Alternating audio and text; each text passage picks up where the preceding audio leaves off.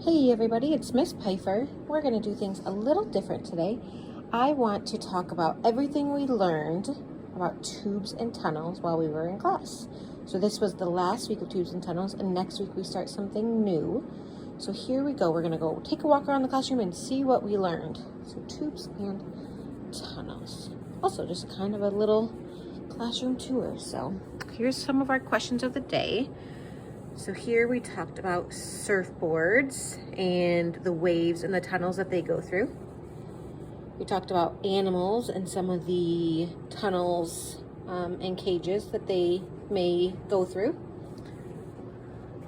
Different jobs that maybe we want to have that deal with tubes and tunnels. We have a mailman deals with tubes or tunnels, a plumber, a musician, a hardware store worker, and then we also just talked about any other job maybe we would want to have.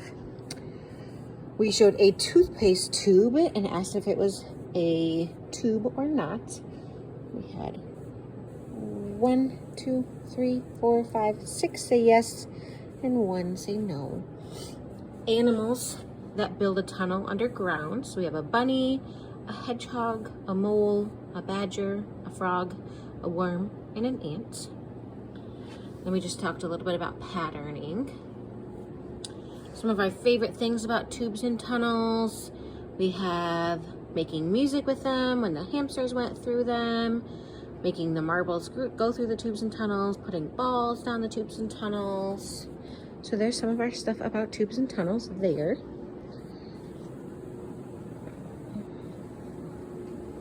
We ended up taping some paper towel tubes to the wall so we could fit stuff down there, and then we wrote down different things that could fit into the tube.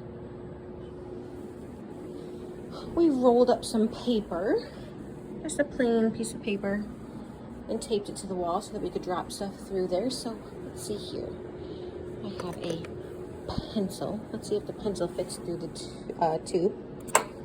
Yes, it does. So we practice all different, or finding all different things that would fit through there. We have some cars here that could go through there, maybe some dinosaurs, some people. So that was that, and we had some ramps that we set up in the classroom to kind of use as a tube for balls to go down. And I think, we said some things we know about tunnels before we started. Trains go through them, cars can drive through them.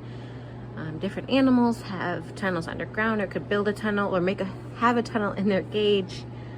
Some things that we know or what we want to know about tunnels. How long are they? Are they dark inside? Do trains have windows? What other animals have tubes and tunnels in their cages? And then what did we find out was on that question of the day board. And then one of the last things that I want to show is just some of the books that we talked about that had tubes and tunnels in them. So Ruby's Baby Brother.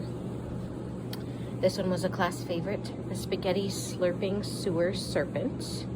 And so the serpent lived in the tunnels underground.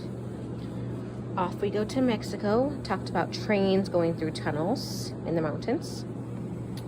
A fun book about tubes and tunnels, that talked about straws, tunnels that we could crawl through, the snorkels that we can breathe through, water going through tunnels in sinks.